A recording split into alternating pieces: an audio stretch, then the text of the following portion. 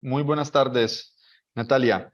Bueno, antes ¿Qué que nada, tal? pues ya para poder empezar, les doy las gracias, ¿no?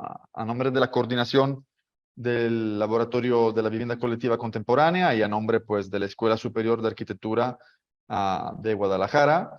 Es aquí un placer, ¿no? Que estén con nosotros, un placer volverte a ver y a escuchar, Víctor, ¿no? Ya participaste de esa experiencia, si no me equivoco, hace 2 años, ¿no? Con un tema que fue realmente muy interesante. Entonces, si me permiten, antes que nada, pues voy a leer esta breve semblanza que nos enviaron sobre lo que es el colectivo Habitaria. El colectivo Habitaria es una plataforma colectiva de arquitectura conformada por Natalia Kajanov, Víctor Franco y Luciana Pellegrino. Su interés se centra en indagar acerca de la denaturalización del espacio en el que habitamos. Su objetivo es revisar, resignificar y repolitizar el espacio doméstico. Para ello, trabajan en torno a la vivienda colectiva, investigando sobre nuevas formas de cohabitar y proponiendo alternativas habitacionales centradas en lo común. Su marco conceptual se basa en temas muy presentes en los debates de la cultura contemporánea, como son el feminismo, el ecologismo y el paradigma de lo común.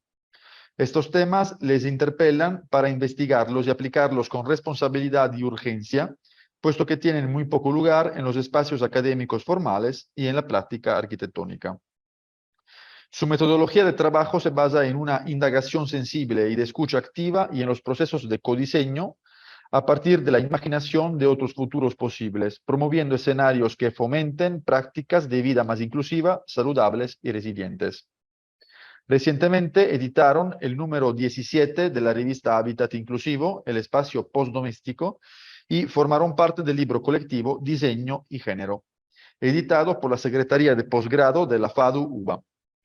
Entre otros trabajos, colaboraron con serigrafistas queer para Documenta 15 Kassel en Alemania y dictaron el seminario Nuevos Escenarios Postdomésticos en la maestría en vivienda de la Universidad Nacional de Colombia y coorganizaron el primer Congreso Internacional GADU, Género, Arquitectura, Diseño y Urbanismo.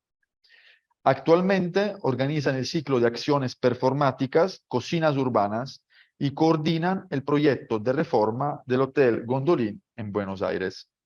Les agradezco mucho su participación y su tiempo. Le comento, tenemos un tiempo de 50 minutos para vuestra ponencia, para dejar máximo como unos 10 minutos para eventuales preguntas que seguramente van a surgir.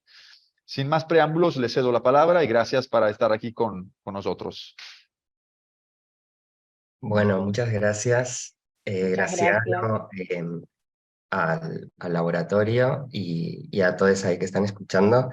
La verdad que, bueno, un placer siempre, bueno, de nuevo estar acá y la invitación, la verdad que agradezco mucho la invitación. Esta vez como con la colectiva, que parece que va a ser diferente también un poco la narrativa, aunque un poco relacionada, sí. Nada, con ganas siempre de compartir lo que hacemos, de, de poder como charlar y conversar sobre estas cosas en otros lugares también, y entender un poco lo que nos está pasando y lo que podemos hacer, digamos, que es un poco lo que nos interesa a nosotras. Bueno, voy a compartir la pantalla para... a ver, tengo un caos que se tengo acá. Y la presentación. Bien. Bueno, a la charla la llamamos Reflexiones y estrategias proyectuales para imaginar nuevos escenarios postdomésticos de vivienda colectiva. Un poco traemos algunas cositas, obviamente por el tiempo, ¿no? Como que nos parecía que podía ser interesante sobre algunos pensamientos nuestros y algunas experimentaciones que venimos haciendo, y bueno, y quizás atrás de esto podemos seguir conversando después en qué estrategias, digamos, cómo podemos imaginar esos escenarios, ¿no? Vamos a explicar un poco esto de la postdomesticidad, que es un poco el tema central que nos interesa compartir. Bueno, explicar un poquito así muy, muy breve lo que hacemos y cómo surgimos, porque es un poco singular y creo que también habla del momento histórico de alguna manera que transitamos y el que somos parte como generación.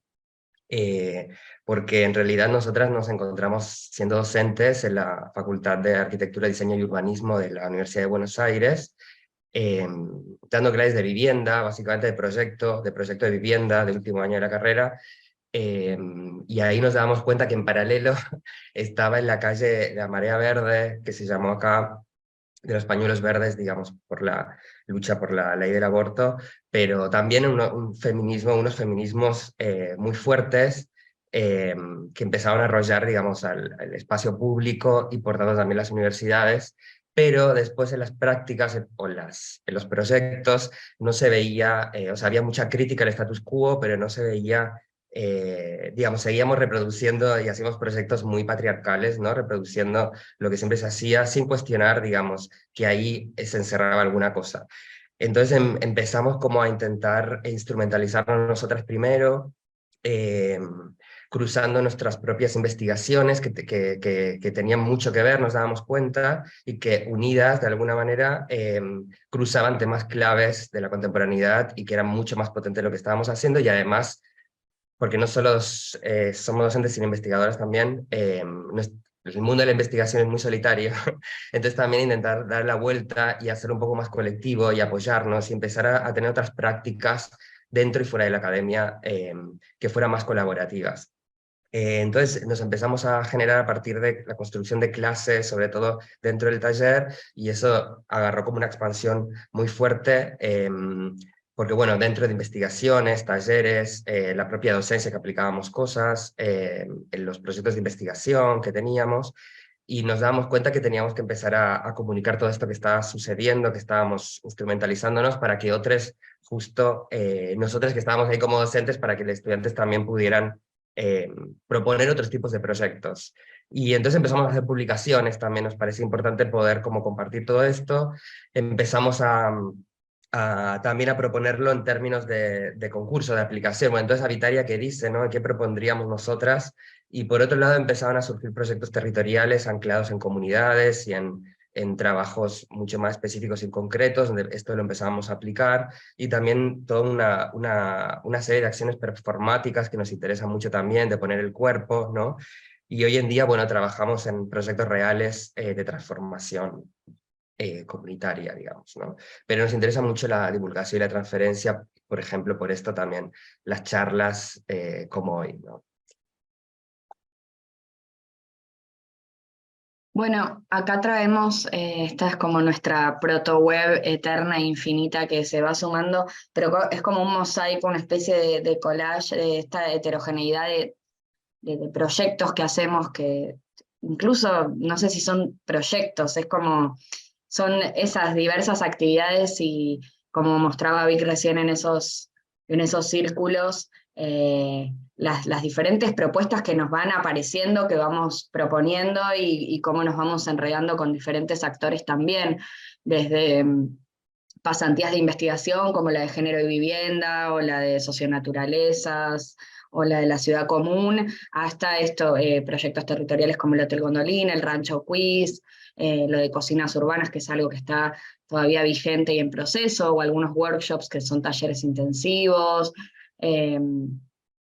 lo de domestizar la ciudad, digamos, no vamos a hablar de todos, pero sí queríamos un poco traer este pantallazo para que entiendan un poco más qué hacemos o a qué nos dedicamos, porque a veces es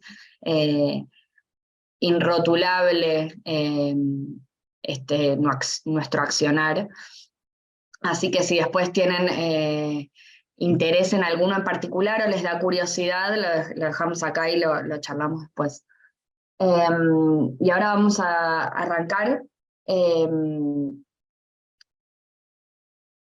Empezamos con esta pregunta, es algo que traemos ya desde hace mucho, es una pregunta, un puntapié, un punto de partida que nos va a llevar, digamos, hacia una crítica de lo que es el espacio doméstico para poder hacer otras propuestas posibles, y ya después, como en una segunda parte de la charla, vamos a hablar de cómo todo esto se puede implementar o cómo son estas relaciones desde lo teórico hacia lo más práctico.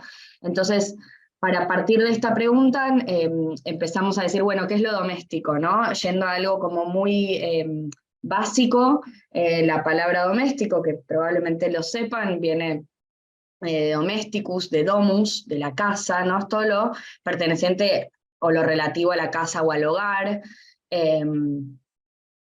Lo que empieza a hacer un poco de ruido ya es el verbo, ¿no? Lo que es domesticar ya tiene otra connotación, engloba como eso, otros factores, que es esto, hacer tratable a una persona que no lo es.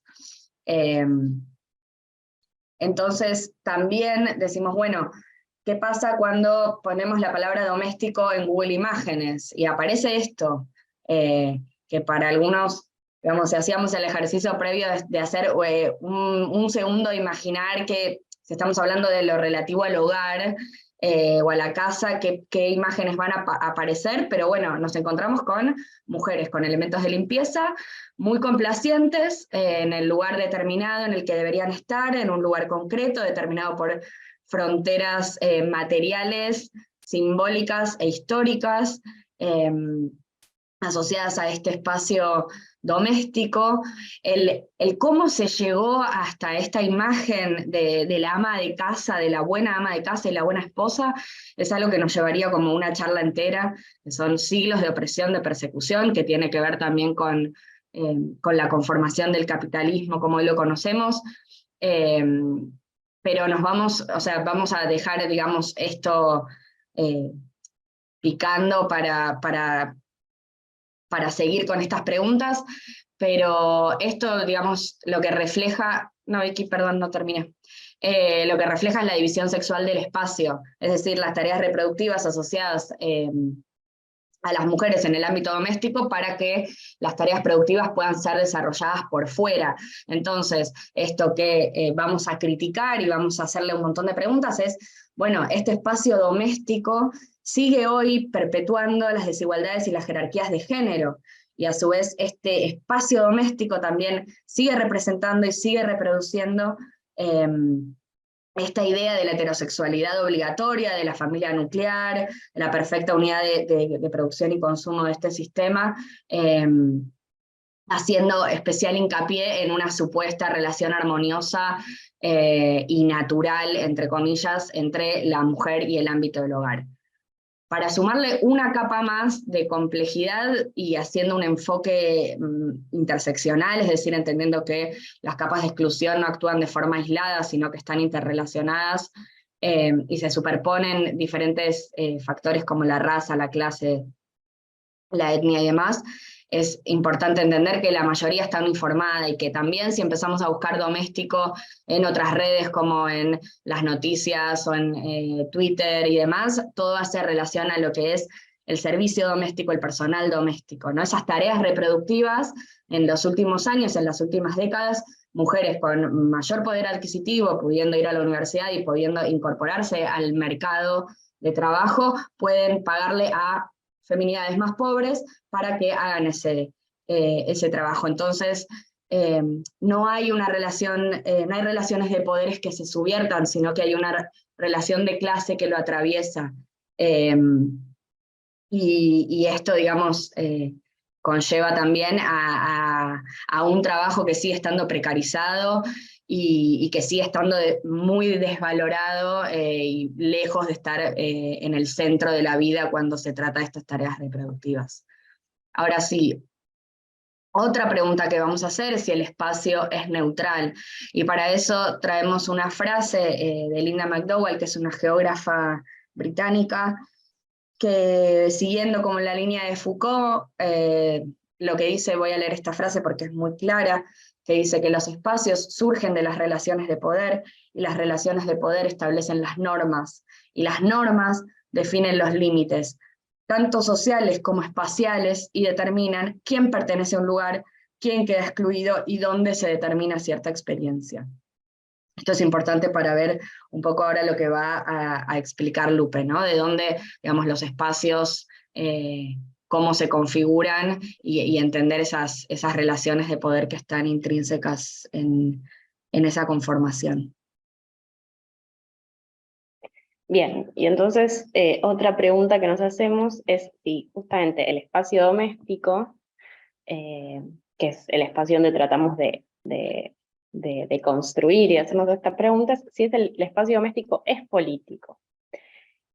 Y un poco por qué hacemos esta pregunta es trayendo lo que recién decía Nati, o sea, esta separación entre el espacio público y el espacio privado o doméstico, ¿sí? Que es como bastante claro estos límites. En general asociamos con que sí, con que el espacio público es el espacio político por excelencia, ¿no? Pero, ¿qué pasa en ese espacio doméstico? O sea, justamente es eso, es un espacio político.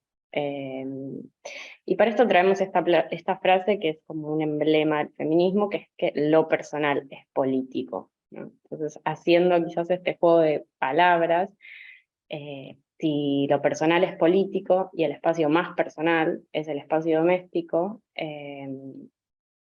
entonces diríamos que sí, que lo doméstico es político, si lo personal es político. O sea, no es un espacio, o sea, la vida privada y ese espacio privado no se cinde de la vida política. Y por eso, para empezar a pensarlo, justamente traemos este concepto, que se lo debemos a Kate Millett, que era una feminista de la segunda ola, de lo personal es político.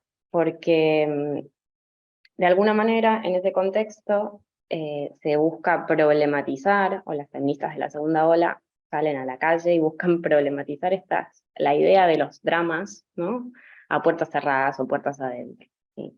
Es decir, el feminismo, en ese contexto, pone en escena las problemáticas de las mujeres en su vida privada. Y de alguna manera lo saca al espacio público, lo vuelve una bandera y lo vuelve político. Haciendo, digamos, acepción a esto de que la mujer, o lo que le pasa a una mujer, no es algo privado o personal o de esa persona, ¿sí? Sino que cuando una mujer sale y lo comparte y lo socializa, y a otra mujer también le pasa, y con patrones similares, o sea, se pone de manifiesto que estas problemáticas no son, digamos, individuales, sino que es una problemática social. Que está atravesada por factores estructurales, podríamos decir patriarcado, pero que son situaciones, estructurales de una sociedad. Entonces, que cuando esto no se socializa, no se problematiza, queda en ese espacio privado y queda asociado a algo, a un problema individual, digamos, en este caso de las mujeres, ¿sí? Pero sí es entender que esto es un problema estructural de las sociedades y asociarlo en qué espacio generalmente pasan, ¿no? Como por ejemplo la violencia de género o las relaciones desiguales de poder entre género, pasan muchas veces en este espacio privado que es la vivienda. Entonces, si siguiendo esta línea de pensamiento, si lo personal es político, nosotros entendemos que lo doméstico también es político, que tiene que ver con este mismo sistema de dominación, con las mismas estructuras de poder, estas desigualdades que se reproducen en el espacio doméstico, y que si esto, vuelvo a la misma idea, si esto no se visibiliza, no se politiza, de alguna manera, esto queda en el espacio privado y pasa a ser un problema de esa persona, particularmente de esa mujer, y queda invisibilizado. Lo que hace en este contexto el feminismo en la segunda ola es problematizarlo, trascenderlo y llevarlo, digamos, a la vida política. Y en este sentido, a ver, pasa a la siguiente, traemos una entrevista, una cita de Rita Segato, que no sé si la conocen, pero ella es una antropóloga feminista que ha estudiado comunidades latinoamericanas y pueblos originarios. Particularmente lo que ella se centra es en estudiar la violencia hacia las mujeres, ¿sí? Y entonces en una entrevista que le realizan a Rita Segato, ¿sí? Le preguntan esto, como bueno, si bien existe una separación entre el espacio doméstico y el espacio público, y haciendo referencia a las vidas comunitarias, ella dice, sí, o sea, este espacio, o sea, existe esta separación, pero este espacio no es íntimo ni privado, no es cerrado, tiene otro tipo de publicidad. Es decir, que ante o sea, esta separación que ella marca entre espacio doméstico y espacio público, resalta que en las vidas comunitarias no es tan marcada la separación como bueno, en las sociedades urbanistas occidentales modernas, ¿sí? Es decir, es un espacio íntimo, perdón, es un espacio, no es íntimo ni privado, no es cerrado. Y continúa, dice, el espacio doméstico está totalmente dotado de politicidad. Ahí se toman decisiones que van a impactar en la vida del colectivo.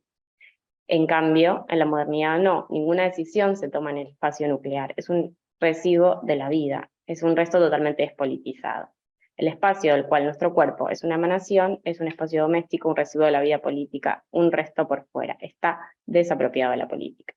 Entonces, retomando esta frase de Rita Segato, un poco lo que acá nosotros queremos transmitir es esto, es esta distinción o este peligro, ¿no?, de qué pasa cuando la vivienda se empieza a cerrar, cuando las familias se empiezan a nuclearizar, ¿sí?, y cuando ese espacio se convierte en un espacio aislado, ¿sí?, lo que también Rita, bueno, en muchos textos, pero que hace hincapié, es que en estas vida doméstica y privada, allí no hay ojo del Estado ni ojo de la comunidad, ¿sí? Entonces la vivienda se vuelve uno de los lugares más peligrosos, en el caso, o sea, para una mujer.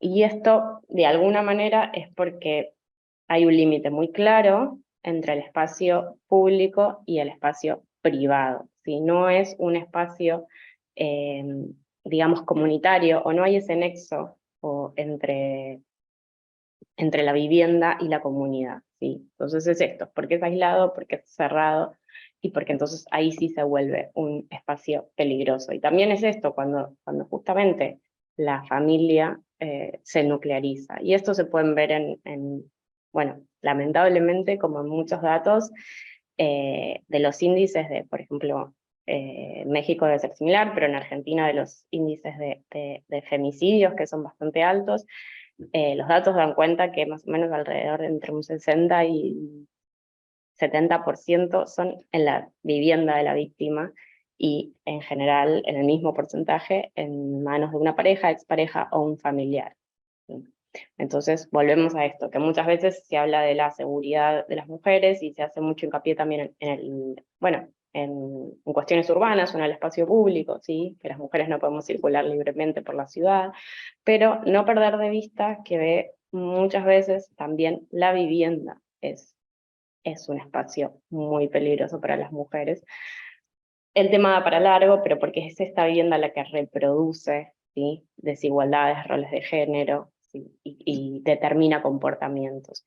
Por eso nosotros hacemos mucho hincapié en esto, en que sí, en que el espacio doméstico debería ser un espacio político, y tiene, digamos, una esencia política. Lo que pasa es que en la vida moderna se ha despolitizado, se ha sacado toda la carga, como que es el espacio de la vida privada, donde ahí no se toman decisiones que, digamos, que repercuten en la sociedad. Entonces nuestra invitación en este sentido es a repolitizar este espacio doméstico. Y para ello, bueno, hay mucho trabajo que hacer, pero es bueno pensar el potencial que tienen las viviendas y repensar, redefinir lo que es lo doméstico, justamente para, en esos aspectos, repolitizarlo, volverlo un espacio político. Ahora sí, continúan, Nati. Bien.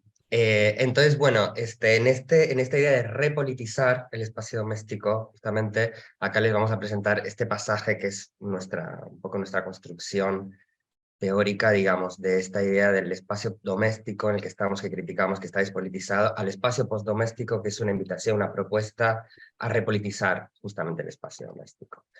Y bueno, en esta breve explicación de lo que es esta construcción nuestra, acá les compartimos nuestras, si se quieren, nuestras bases filosóficas de pensamiento que arma nuestra propia plataforma de pensamiento, que es este triángulo, digamos, donde en las bases está por un lado los feminismos, de los que aprendemos sobre todo, o nos interesa mucho este concepto de interdependencia, ¿no? La interdependencia lo que hace es romper con la idea de que somos autónomas, de que somos autosuficientes, ¿no? Entonces lo que nos dice que dependemos de otros, que no podemos vivir soles, ¿no? Introduce esta idea de corresponsabilidad también, y de red. La idea de que necesitamos de otros, ¿no? Los ecologismos, por otro lado, nos traen esta idea de codependencia.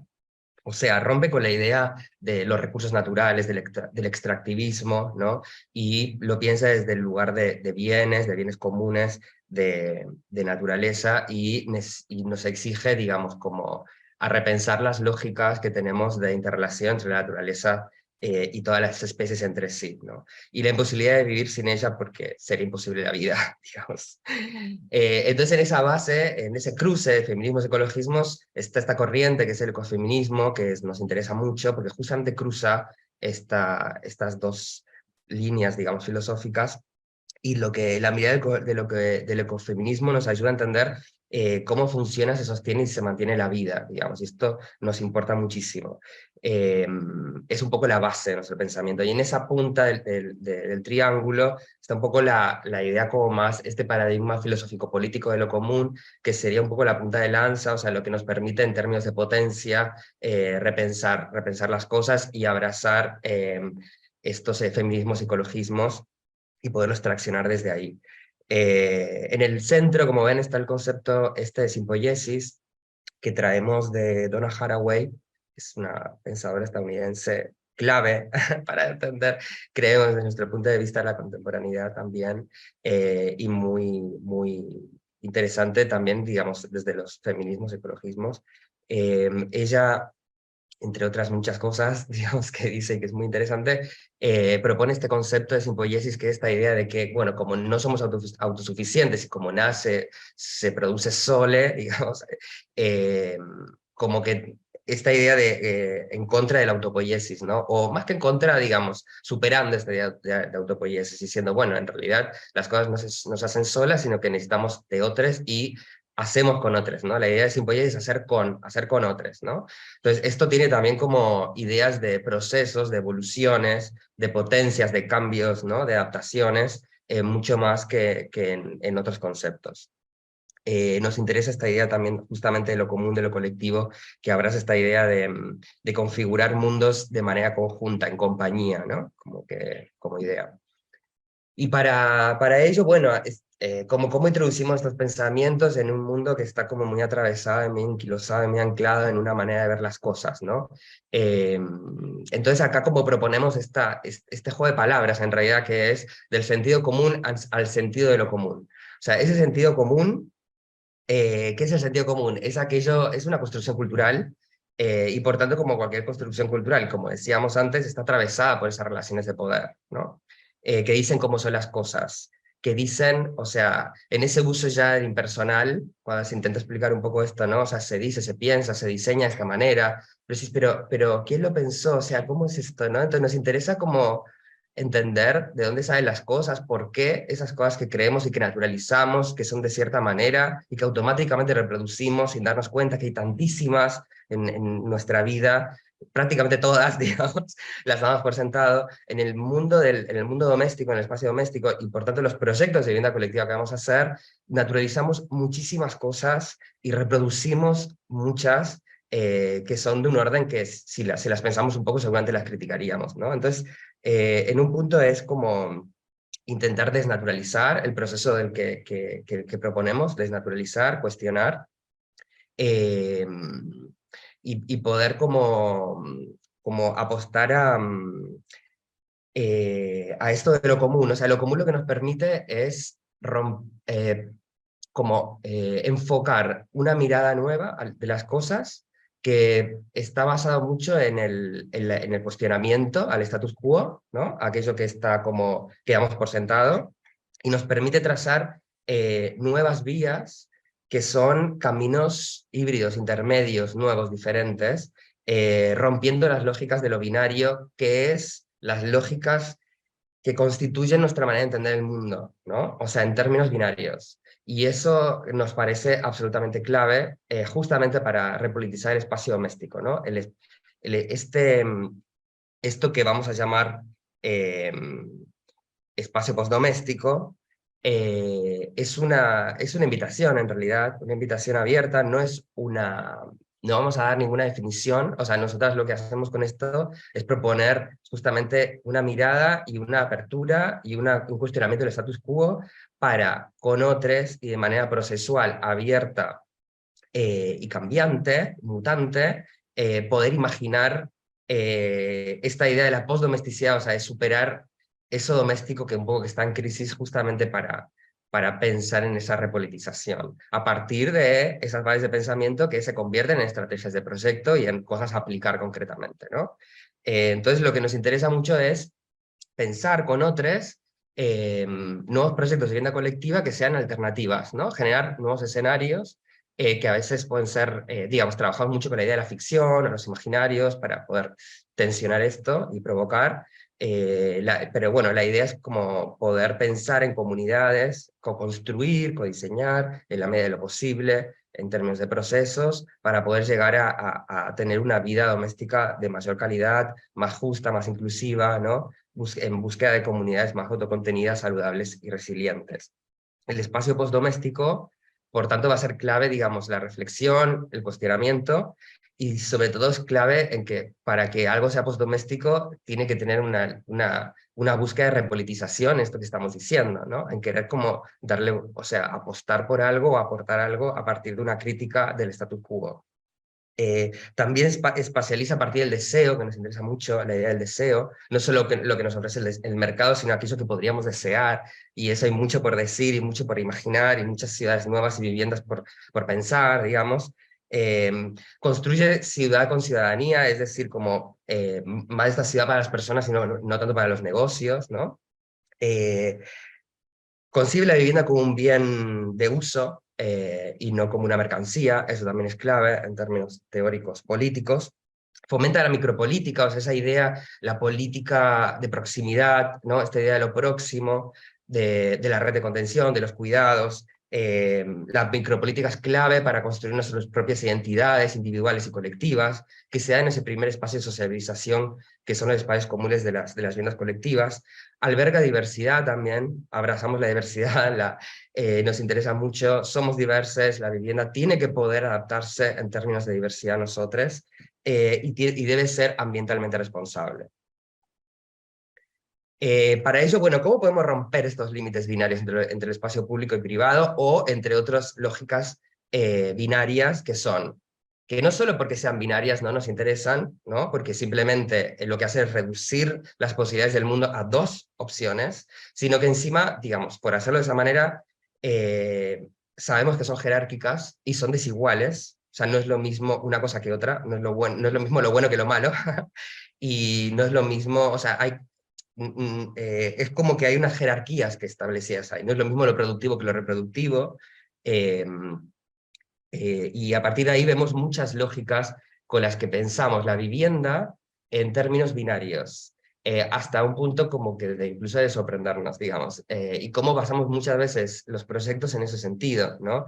Y cómo nosotras acá lo que queremos es proponer categorías nuevas. Estas son como propuestas todas en abierto, no son cerradas, no son fórmulas, no son recetas, son como cosas con las que poder charlar y pensar otras categorías, otras maneras de pensar, proyectos de vivienda, hacer vivienda colectiva, que sean abiertas, postdomésticas, llamamos nosotros, donde haya algo de repolitización en ese cuestionamiento a lo binario, ¿no? Entonces, por ejemplo, si hablamos de día-noche, con la que se proyecta mucho la vivienda, podemos hablar de procesos o simultaneidades.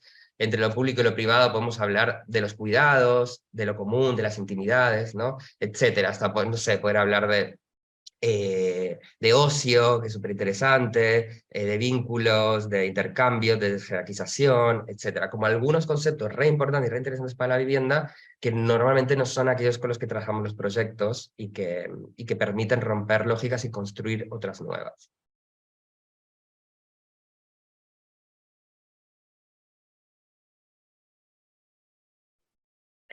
Bueno, y un poco en esta parte de la charla vamos a hablar de algunas experimentaciones o proyectos, ¿sí? Que hicimos en vivienda colectiva. Trajimos acá solo 2 casos por una cuestión para ser breves de tiempo. Entonces uno de los los casos que traemos para compartirles es un concurso que hicimos ya hace un par de años, que era el concurso, bueno, en Argentina se hizo el concurso nacional de hábitat emergente, ¿sí? Que un poco las bases del concurso eran bastante abiertas, pero era para construir viviendas ante una, bueno, post-COVID, ante una situación de crisis, catástrofe, emergencia, ¿sí? Viviendas de alguna manera de emergencias, se podía elegir digamos, el contexto, la ciudad, la región de cualquier parte de la Argentina, y una de las premisas era que las viviendas se puedan desmontar, ¿sí? Y que puedan ser fácilmente de fácil montaje y de fácil desmontaje, porque eran para una situación, de una coyuntura, de una crisis, ¿sí? Entonces, ante esto nosotros pensamos, ¿sí? De alguna manera que si teníamos que elegir algún lugar de toda la diversidad que es la Argentina, decíamos, bueno, estas viviendas hay que generarlas en los contextos más problemáticos, de alguna manera, que son las ciudades, particularmente la ciudad de Buenos Aires, que tiene un déficit habitacional muy grande, pero además tiene una densidad muy alta, ¿sí? Pero justamente cerca de las infraestructuras existentes, cerca de las fuentes de trabajo, ¿sí? Entonces, bueno, la primera decisión era vamos a trabajar donde está, digamos, un poco la región como, bueno, más conflictiva, si se quiere. Por otro lado, bueno, uno de los problemas que pasan en muchas ciudades es la falta de suelo por parte del Estado, ¿sí? Que en la ciudad de Buenos Aires, en los últimos años, de parte del gobierno de la ciudad, se ha vendido muchísimo suelo, ¿sí? A manos de privados. Entonces hay una cuestión que es la falta de suelo público. Entonces, en esto que, bueno, que Víctor también anticipaba, que nosotros trabajamos mucho desde plantear escenarios posibles, pero futuros, ¿no? De alguna manera desde ciertas ficciones, ¿no? Que es pensar en escenarios de futuros, muchas veces provocadores. El concurso, en este caso, fue un poco esa excusa para pensar, bueno, si hacemos algo bastante provocador, que puede ser, bueno, en este caso nosotros pensamos que estas viviendas se podían implantar en la calle, ¿sí? En el espacio viario de circulación.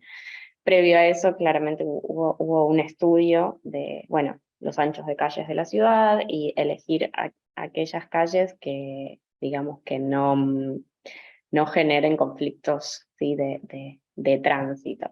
Pero también para entender esto, era un proyecto, digamos, de alguna manera manifiesto o provocación que ponía, ya por el hecho, de alguna manera un posicionamiento político, en el hecho de decidir que las calles sea el espacio para las viviendas, se pone de manifiesto el problema de la disposición del suelo, ¿no? Y también entender que en general la huella, o sea, que ocupan, ¿no? Las calles es un 10% del espacio urbano, ¿sí? Que es un espacio en general dedicado al coche, al auto, ¿sí? Como, digo, tiene una preponderancia muy grande, y en esto de ir hacia ciudades más resilientes, sostenibles, más humanas, digamos, nos parecía que de alguna manera este edificio, que ahora vamos a ver, a mostrar, pasar Vika a la siguiente, se implanta sobre la calle, pero deja espacio público, ¿sí? Pensar, las viviendas estaban desarrolladas de la primera y segunda planta, y la planta baja se deja de alguna manera con una estructura puntual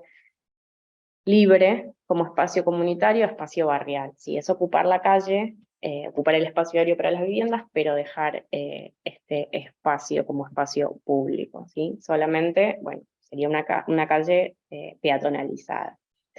Y en este concurso también, lo voy a explicar brevemente, pero son estos momentos o estas excusas que nosotros desde Habitaria nos ponemos como para poder bajar al proyecto muchas de nuestros postulados más teóricos o de investigación, ¿sí? Como, nuestras premisas proyectuales que las elaboramos, que las catalogamos, que las estudiamos, digo, en estas instancias es donde nos parece interesante, porque las ponemos a prueba, ¿sí? Ensayamos de alguna manera algunas de las categorías variables de esto que es la construcción teórica del espacio postdoméstico, bueno, cómo podría ser aplicado, ¿no?, a un conjunto de vivienda colectiva, que es nuestro centro de interés, ¿sí?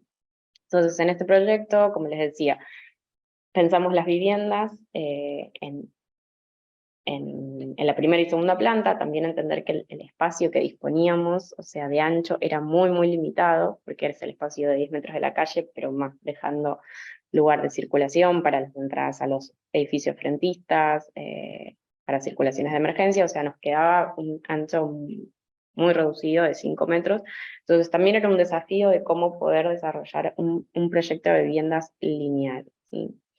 En esta premisa también del concurso era que se puedan desmontar, pero nosotros también hablábamos de una huella positiva, ¿sí? Lo que se pueden desmontar son las viviendas, pero todo lo que planteamos como equipamiento barrial en la planta baja puede ser una huella que quede, algo que quede permanente para el barrio y recalifique el espacio público. Esto que de generar una zona de peatonalización como un nuevo espacio común para la comunidad, ¿sí? Y volviendo a eso, o sea, insistir un poco en generar a través del proyecto una ficción, ¿sí? Porque no es lo más, o sea, digamos, no hemos ganado el concurso, pero bueno, claramente porque son apuestas como, bueno, que pueden ser, que pueden tener resistencias de alguna manera, pero bueno, implica, es parte esto de politizar o repolitizar el proyecto, y es tomar también decisiones en escala urbana, ¿sí? Porque sabemos que la vivienda hace ciudad, y que pensar las ciudades de la vivienda también es un posicionamiento político, un poco lo que decía Víctor, pero también ir en contra, bueno, de la especulación de la vivienda, pensar la vivienda como un bien de uso, y pensar la vivienda en relación a nuestras ciudades. Entonces, un poco esto es como digamos, el planteo de las viviendas, pero lo que les traíamos acá era, bueno, entender algunas estrategias proyectuales, ¿sí? que aplicamos particularmente en este proyecto, pero como para entender cómo podemos pensar la vivienda desde otros factores, esto que Víctor mostraba antes de estas categorías que nosotros vamos planteando como postdomésticas, ¿sí? Hay algunas cuestiones que más allá del proyecto concreto nos parece clave, como bueno, trabajar los gradientes, trabajar la flexibilidad de la vivienda. Entonces, a ver, Vic, en esta, sí, bien. Nosotros lo que planteamos es, no sé si se llega a entender, pero en el gráfico de abajo está toda la planta de todo el desarrollo de este edificio de viviendas, que se tiene un desarrollo lineal, y acá hay como un zoom de un sector de las viviendas, y este gráfico lo que muestra con este gradiente de colores son los grados de intimidad o de colectivización. Entonces, algo que nos parece interesante es que mientras más graduación de espacios, ¿sí? más adaptable, más interesante, más flexible se vuelve la vivienda. Entonces acá, por ejemplo, nosotros definimos hasta, creo que 6 grados nosotros le llamamos grados de intimidad, ¿sí? Desde espacios lo más íntimos hasta los espacios más colectivos, que son a escala barrial. Es decir, este edificio se puede recorrer y se puede ir pasando desde espacios que funcionan para la ciudad y para el barrio hasta la escala mínima de intimidad. Entonces acá algunas de las premisas proyectuales que aplicamos es, bueno, colectivizar tareas, colectivizar espacios, realizar actividades que en general los proyectos tradicionales estamos acostumbrados sean dentro de la vivienda, como las acciones de cocinar o espacios de reunión, o las tareas domésticas y de cuidado, bueno, que eso empieza a estar en espacios colectivos, y por otro lado permitir estos distintos grados de reunión, ¿sí? Entonces, en este proyecto lo que buscábamos era que no se termine de entender dónde empieza y dónde termina una unidad o lo que llamamos vivienda, sino que la vivienda es todo el edificio, de alguna manera. Entonces, acá en el rosa más clarito, por ejemplo, esto es un espacio colectivo de todo el edificio, ¿sí? Entonces ahí también hay una cocina común, hay espacios para comer colectivamente.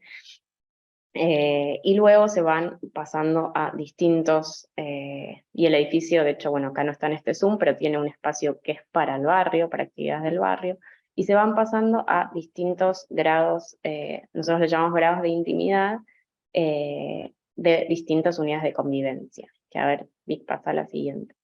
Este es otro de los aspectos que nos interesa como desarrollar o poner o ensayar en la vivienda. ¿Qué es esto? Bueno, nosotros le llamamos unidades de parentesco, pero es decir, bueno, ¿cómo está conformada esa unidad de convivencia? Y entonces poder armar distintas piezas que se pueden combinar y podrían configurar distintas unidades, pero esa no es una unidad cerrada. Y que va más allá de esto que llamamos, o sea, de las relaciones familiares, o sea, o de la familia tipo, ¿sí? Pensar en que, bueno, en estas viviendas pueden convivir distintas cantidades de personas, ¿sí? Y pueden estar incluidos desde, bueno, grupos de amigos, personas conocidas, de la misma, de distinta edad, o sea, también apostamos a esto, a generar vínculos intergeneracionales, y no necesariamente con el imperativo eso de una familia o de una familia tipo, y que pueda también albergar, bueno, no sé, personas mayores, una madre con hijos, etcétera, etcétera, etcétera. Por eso es como evitamos el uso de ciertas palabras, eso es algo que lo trabajamos mucho, y no hablar, bueno, de familias, ¿sí? De alguna manera. Y entonces en esta, a ver, lo último, Vic, déjame la anterior. Entonces, acá por ejemplo se ve en este Zoom, los dos rositas más oscuros son estas unidades de convivencia. Pero también planteamos como cierta flexibilidad de parte del proyecto donde estas unidades de convivencia se pueden volver en unidades de convivencia ampliada. Es decir, que el espacio del centro, ¿sí? se puede unir a las otras dos unidades y terminar de configurar una unidad de convivencia más grande, que por momentos pueden ser independientes o por momentos se pueden conjugar.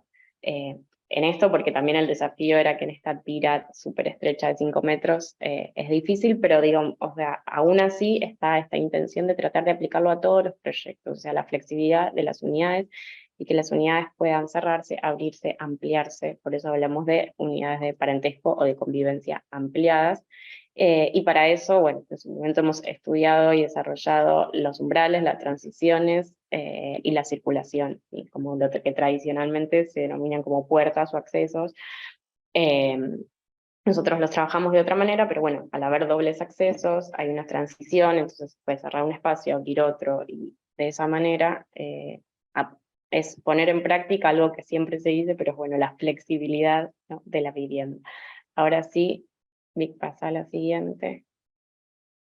Bueno, y en esta imagen, por ejemplo, de uno de los interiores, es donde también tratamos en general de pensar y de trabajar en esto de lo que son los tamices, los cerramientos, cómo un espacio de repente se puede transformar, ¿sí? Con pequeños dispositivos, de alguna manera.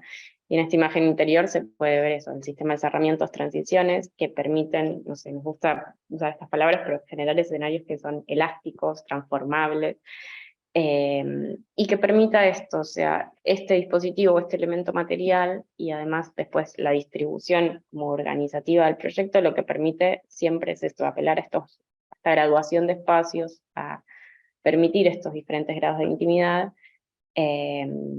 y permitir eso, las distintas posibilidades de convivencia o grados de compartir, ¿sí?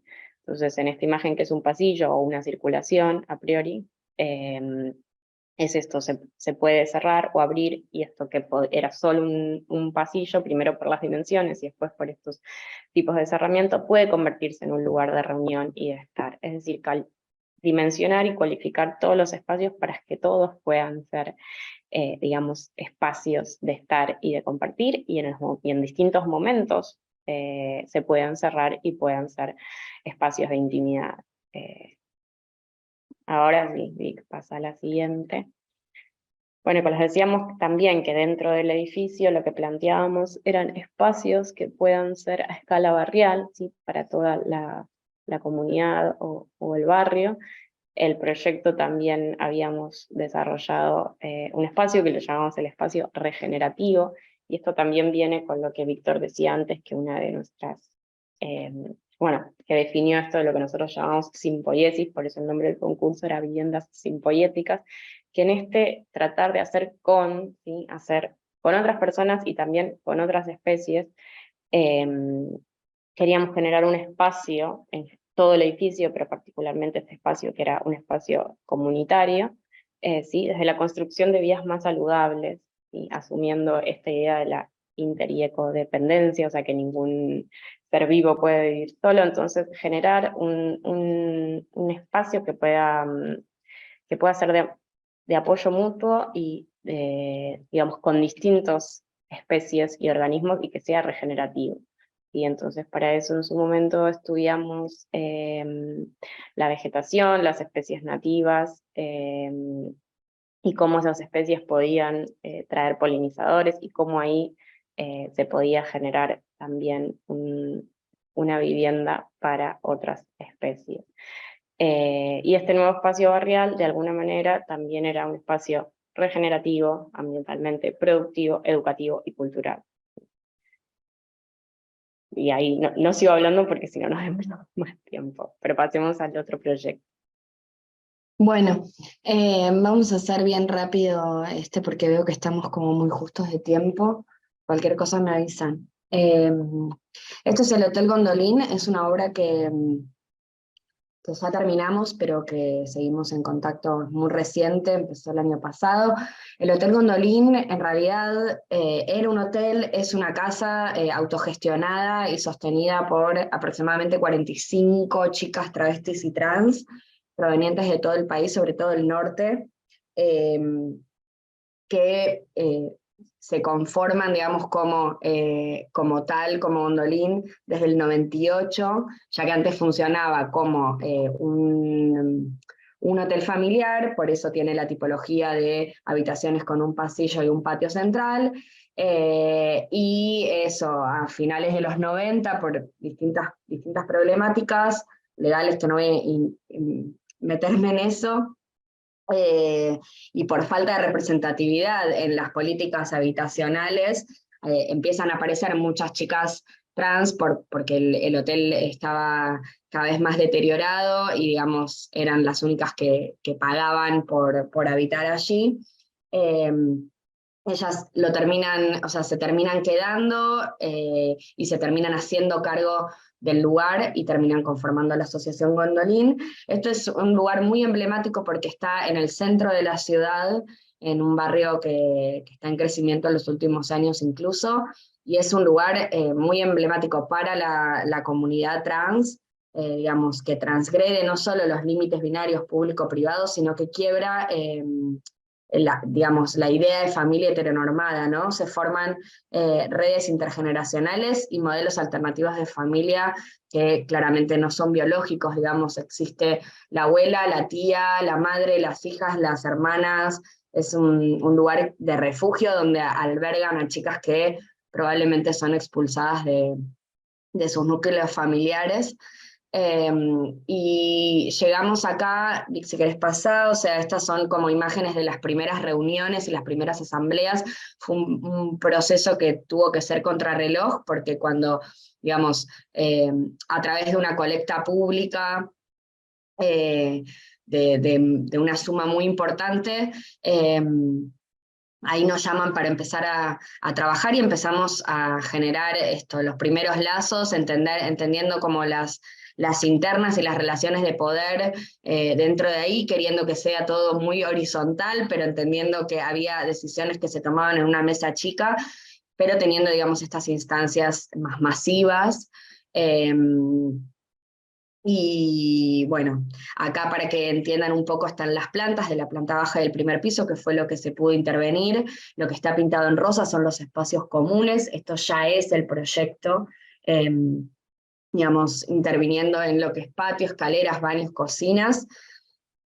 También intervenimos en las habitaciones, y para que vean en la derecha como estas imágenes volumétricas, era un poco, de hecho, la herramienta más fácil que tuvimos para charlar con ellas en el antes y el después, ¿no? Se ve como se desmaterializa la baranda, que fue un gesto muy importante, porque este lugar, como vieron, de asamblea, es un lugar donde las chicas se sentaban mucho en las escaleras como oficiando de tribuna, y la baranda maciza no dejaba que se puedan sentar, entonces tenían que permanecer paradas, y además de expandir como a nivel visual el espacio, abriendo la cocina como se ve con esa arcada, que fue un proceso de coparticipación en el diseño. Y esta imagen la traíamos porque, bueno, a diferencia de lo que entendíamos nosotros como una cocina, que es lo que debe tener una cocina, debe tener la heladera, y ahí nos encontramos en que las cocinas, que hay una por planta, no comprendían la idea de tener una heladera ni siquiera entre las chicas que habitan en la misma planta, que son 4 o 5 habitaciones, sino que hay una heladera por habitación, una cosa que también fue como una lucha con los asesores eléctricos, diciéndonos que una heladera, más la tele, más el ventilador, más el aire, o sea, como había muchos artefactos, mucha carga eléctrica por habitación, pero bueno, entendimos igual que o sea, no hubo forma de pensar en que compartan, digamos, una heladera por piso, sino que cada habitación funciona también como esos núcleos, esos gradientes, un poco de lo que hablaba Lupe, que pensábamos para el proyecto, ¿no? Como por habitación son como cápsulas, micromundos que comparten de 3 o 4 chicas esos elementos. Siguiente, bueno, y esto fue un proceso interesante cuando empezamos, digamos, en lo que está arriba, planta baja y planta primera, están como puestos los separados los baños. Lo más urgente era la idea de alguna forma ampliar los baños, porque son 45, con 3 baños, 1 por planta, donde la mayoría se dedica al trabajo sexual, entonces hay horarios en donde los baños explotaban, y al no tener más espacio para expandirnos, nuestra primera voluntad desde el proyecto fue lo que ven como en el medio, que es la propuesta inicial, que es explotar al máximo cada función del baño, es decir, un inodoro en un lugar, una bacha, una ducha y qué sé yo. Entonces, con esos colores mostrábamos como la cantidad que se multiplicaba de simultaneidad de usos. Y se termina haciendo lo que es el proyecto final, que es un intermedio, ya que, digamos, también fue algo, como dije, como muy rápido y muy contrarreloj. Nuestra voluntad, bueno, esto es lo que más se puede hacer, vamos por esto, pero después entendiendo también, a partir de las necesidades de lo que significa ser una chica trans y dedicarse al trabajo sexual, donde hay una dupla que es infalible y necesaria, como la ducha y el inodoro y la ducha, cosa que no teníamos pensado, sino que pensábamos más entre el inodoro y la bacha, ¿no? Como desde nuestra mentalidad quizás más hegemónica, tradicional. Y además la voluntad y el deseo de un baño amplio, ¿no? Porque como dije, las chicas comparten habitaciones, entonces no tienen quizás un refugio para estar completamente solas, y la idea de un baño grande, la idea como hay algo de una idea de lujo y una idea de poder como refugiarse ahí. Bueno, sí, siguiente ya. Bueno, aquí estamos, perdón, y nos fuimos del tiempo un montón, perdón. Bueno, acá solo unas últimas imágenes para compartir. Esto está, digamos, se entregó como esta primera fase de obra con esta colecta que dijo Nati, y ahora seguiremos haciendo tareas y consiguiendo más plata y todo para seguir la obra ya más en términos educativos, productivos, etcétera. Pero bueno, estas son algunas de las cosas clave que se hicieron. Esto ya lo mencionó Nati sobre la baranda, la necesidad, digamos, de las asambleas, de las reuniones, de verse, de ampliar el espacio, de iluminar, y eso fue una gran transformación.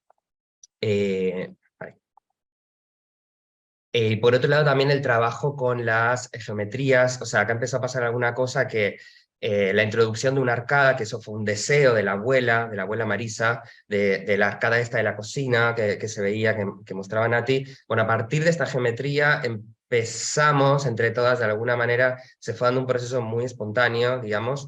También a partir de todas las decisiones se tomaron en conjunto, ellas tomaron todas las decisiones, o sea, digo, no nos fue impuesto nada, sugeríamos, íbamos a los lugares, pero digamos, ellas decidieron ir hacia algo que después aconteció, que lo vimos, digamos, que eran las múltiples geometrías combinadas, cosas ortogonales con cosas circulares, con cosas elípticas, que empezamos nosotros a introducir. Y entonces hoy en día esto lo podemos decir, pero fue un poco sin darnos tanta cuenta, ¿no? Entonces de repente como que jugamos con las mesas que no fueran con ángulos rectos, primero para que no se dañaran y después para introducir también la curva, los espejos, semicírculos, los círculos enteros, las texturas, ¿no? de diferentes tipos que yuxtapuestas, como eso también empezó a ser, fue un error que de repente fue interesante, una cosa que atraviesa la otra, ¿no? Y después también como este revestimiento, digamos que era como muy barato, pero muy interesante cuando se veía como todo recubierto, ¿no? Esto para cocinas y lavaderos, esta idea que tiene como un poco de brillo. Entonces también la búsqueda del brillo, del brilli, que se dice a veces como en esta comunidad, digamos, el brillar es como algo como que está mucho, y también la iluminación, ¿no? Las cosas que iluminen, que iluminar sobre las superficies, ¿no? Y que de repente tuvieran otros impactos.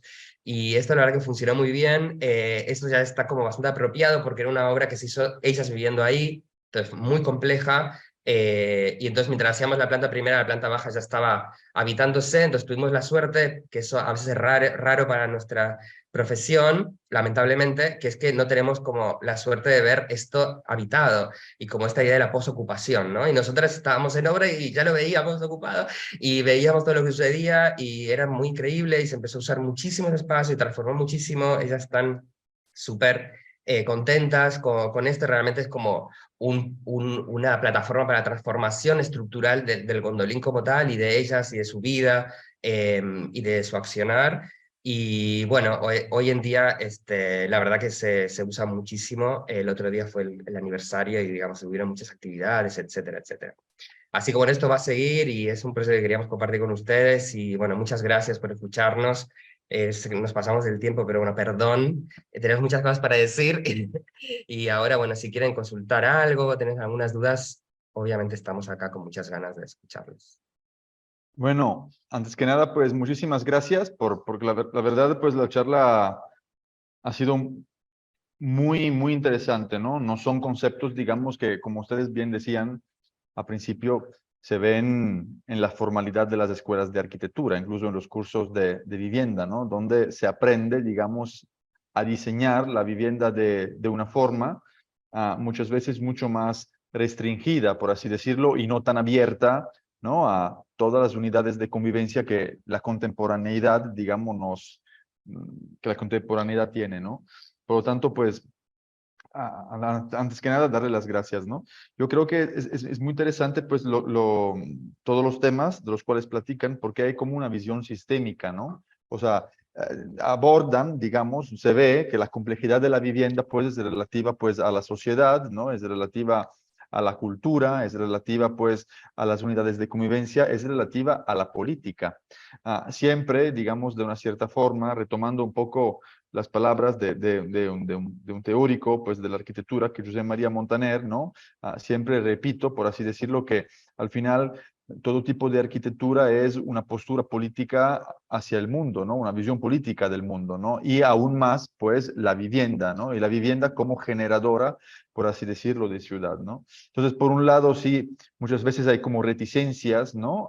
En los cambios, pues, en la vivienda, porque, como bien comentaban, pues, la vivienda se ha transformado, o ya no la vemos muchas veces como algo o por su valor de uso, ¿no? Por lo que puede representar la vivienda para la familia, entonces transformarse de la vivienda en un hogar, sino más bien como un producto de cambio, ¿no? Por lo tanto, producto que vendo no lo cambio, es decir, no voy a cambiar la receta, ¿no? Que al final la puedo vender y por lo tanto no me pongo las dudas, por así decirlo, de cómo se pudieran responder, ¿no? A estos colectivos, a estas unidades de convivencia diferentes, ¿no?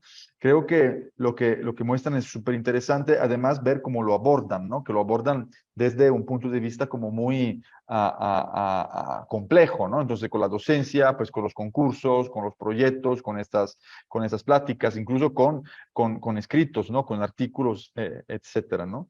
Entonces creo que es un trabajo realmente muy, muy valioso y y espero pues que con el tiempo siempre más, ¿no? Este tipo de pensamiento llegue en las universidades. Nosotros con el laboratorio es por eso que les invitamos, porque rompen, digamos, determinados paradigmas sobre los cuales mucha gente cree que es la vivienda colectiva, ¿no?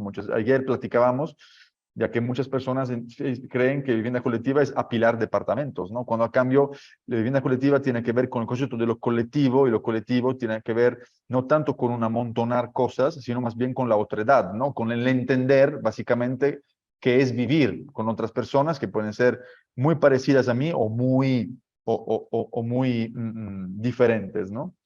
Y por otro lado, pues felicitarle también para los concursos, porque realmente analizándolos así como muy rápidamente, bueno, los dos proyectos que presentaron, el concurso y luego lo de este proyecto pues del Gondolín, creo que el primer proyecto es como muy interesante, ¿no? Me gustaría darle unas palabras de consuelo, es decir, que porque comentaron que no lo ganaron, pero la verdad es que la mayoría de los proyectos más interesantes son los que no ganaron los concursos, de hecho, lo que se quedaron, digamos, en los libros y seguramente luego podría ser de inspiración, ¿no? Para otros proyectos. Y por otro lado, también, en el segundo proyecto, me gustaría remarcar una cuestión que es la sensibilidad, ¿no? Una cuestión pues de lo sensible, porque muchas veces uno cuando piensa en el proyecto de la vivienda o del arquitecto que diseña la vivienda es que lo diseña todo, que lo diseña de una determinada forma, y a cambio creo que este proyecto pues del hotel, ¿no? Remarca como una actitud como muy sensible, ¿no? Muy sensible a la historia que tuvo tanto el edificio como el colectivo que empezó pues por determinadas cuestiones pues a habitarlo. Y otro tipo de sensibilidad, pues de la sensibilidad de los arquitectos que sí, para proponer o recomendar, digamos, de unas determinadas soluciones, tienen que escuchar, ¿no? Tienen que escuchar cuáles son las necesidades, los requerimientos y las formas de vivir, ¿no? Tanto que una parte súper interesante, y la verdad los felicito, es, a ver, el barandal de material, ¿no? Que a muchos arquitectos no nos gusta porque es un elemento como macizo, le da importancia a la escalera, pues los vamos desmaterializando. ¿Por qué? Porque al final esta escalera es parte de un espacio que se transforma en un ágora, ¿no? Y se veía muy bien en algunas imágenes, ¿no? Por lo tanto, como al final unas intervenciones que pudieran parecer como muy, pásenme la palabra, como pobres, es decir, sustituir pues un barandal, cuánta trascendencia, ¿no? Pudieran o pueden tener en el funcionamiento pues de una comunidad. Creo que los temas que ustedes tratan son absolutamente centrales, como cruzar, y de hecho se ve por vuestros referentes, ¿no? Estas teorías, esos pensamientos, luego con la arquitectura, y sí creo que hoy en día y en el futuro siempre se hará mucho más necesario, ¿no? Hablar de esta postdomesticidad y de construir, ¿no? Todos los conceptos ligados al capitalismo, al patriarcado, etcétera, que han sido los conceptos que históricamente han generado, ¿no? Han configurado los interiores de vivienda. El tema es, pongo allí una metáfora, que al final muchas veces nos enseñan, ¿no? A través de manuales, todas las posibilidades que puede tener un objeto sobre el uso, ¿no? A cambio, pues todos esos tipos de razonamientos pues no se hacen sobre la vivienda, ¿no? Vivimos como hemos visto, a lo mejor que vivían nuestros papás, pero realmente no nos ponen tan así, ¿no? Del por al final siempre lo llamamos dormitorio, pero realmente pues aquí estas personas tenían un frigorífico dentro de su habitación, ¿no? Entonces, de cómo realmente pues los espacios son otra cosa, ¿no? Y nos pueden regalar muchísimas más cosas, ¿no? Por lo tanto, muchas felicidades, la verdad, por vuestro trabajo. Espero volverlos a invitar, ¿no? Tener la posibilidad de volverlos a invitar próximamente para ver cómo siguen vuestras investigaciones y cómo siguen los procesos de esos proyectos, ¿no? Y ahora pues dejaría la palabra pues aquí a los participantes del diplomado por si quieren preguntar algo. Creo que es una ocasión que no deberían de perder. ¿Andrés? ¿O quién? ¿Quién va? Levantaron la mano, ¿no? ¿Nadie? Allí en línea, ¿alguien quiere? Pues yo, Ramón, pues básicamente para felicitarlos, me encantó la propuesta, creo que es algo que aporta mucho a la sociedad, a la unión de las nuevas formas de vivir, al modernismo actual que se está viviendo y el cual vamos a seguir viviendo por mucho tiempo, y a la evolución de la comunidad. Es algo que me gustó mucho. En la sociedad vemos que ya no podemos disfrutar mucho las calles porque son para autos, ya no podemos disfrutar las calles porque son para motocicletas.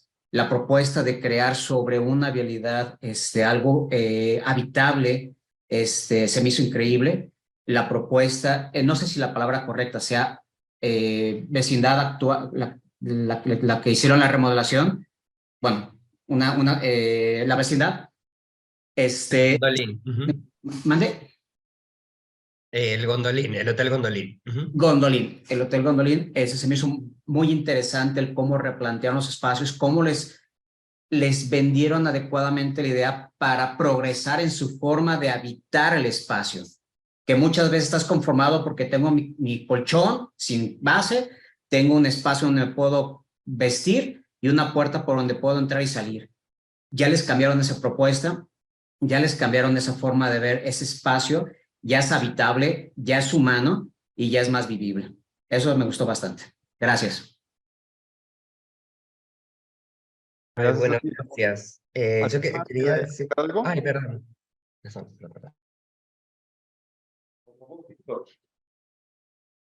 No escuché. No, yo lo que quería, bueno, agradecer estos comentarios. El tuyo también, Graciano, creo que, bueno, se entendió bien lo que quería decir, porque la verdad que estoy de acuerdo con la reflexión que hiciste después de la charla.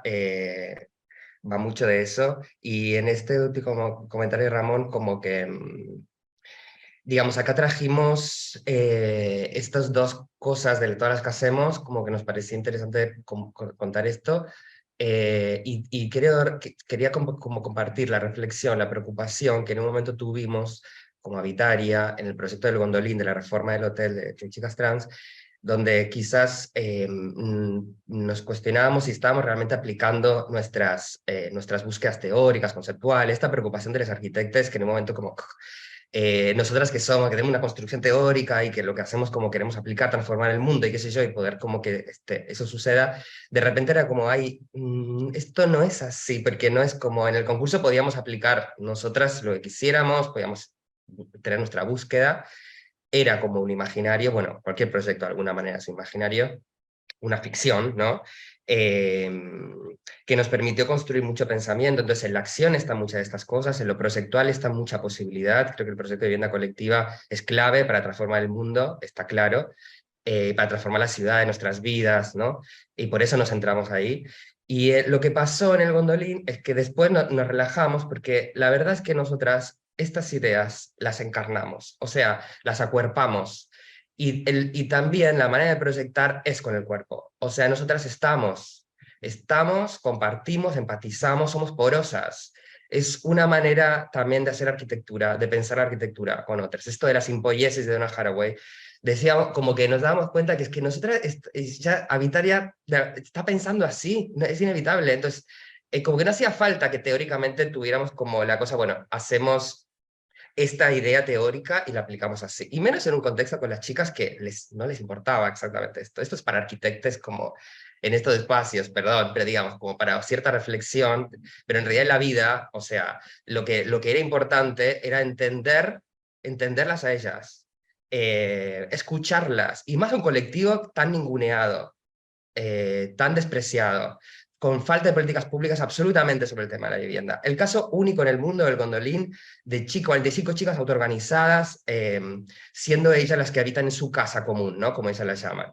Y teniendo sueños todavía, sabiendo que lo colectivo es la herramienta de transformación, que es la única manera de salir adelante, y que tienen sueños, que quieren también otras vejeces, que sueñan con una casa de divas, que la sociedad tiene muchos deseos, la sociedad tiene muchas inquietudes que no podemos en la academia, como estamos muy atrás en la academia, y en las teorías y en estas cosas tan guetizadas, académicas, como que nos desprendemos de lo que es la realidad, y la realidad es escuchar, la realidad es entender, la realidad es mucho más avanzada muchas veces de lo que podemos imaginar, o sea, Entonces como que hay algo de eso que nos relajó y que a pesar de que a veces las cosas eran pequeñas transformaciones, realmente eran cosas claves que implementaban, incluso nosotras no lo hemos hablado hoy, pero hasta podemos como empezar a hablar de las teorías queer aplicadas al espacio sin haber partido exactamente de las teorías queer, simplemente por haber podido de una manera muy natural, digamos, y empática, escuchar a las chicas y empezar a entender cuáles son otras posibilidades espaciales y lógicas de convivencia que ya existen,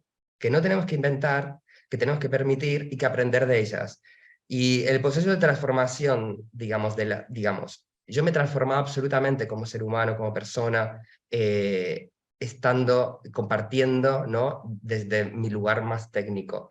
Eso también es como muy importante. En general, nosotras nos pasan muchas cosas cuando trabajamos y nos articulamos mucho. O sea, nosotros, por ejemplo, con el Condolín, o sea, ya estamos como articuladas, estamos haciendo muchos trabajos con ellas, otras cosas, como que es como muy importante también esa otra parte muy militante que tenemos, de militancia política, no solo hacer arquitectura, sino que cambiar el mundo y estar cerca y encontrar la posibilidad de conectar con aquellas personas que necesitan realmente y que ya viven de otra manera y que necesitan espacialidades diferentes y que la arquitectura tradicional no tiene respuesta y a veces no saben que es posible, que eso tiene salida, ¿no? Porque es una profesión también muy ninguneada, o sea, no escuchamos mucho, reproducimos y reproducimos y en general la profesión está muy vista como, bueno, ganan mucho dinero y en realidad están cagando el mundo, una cosa así. Entonces, salirse de ahí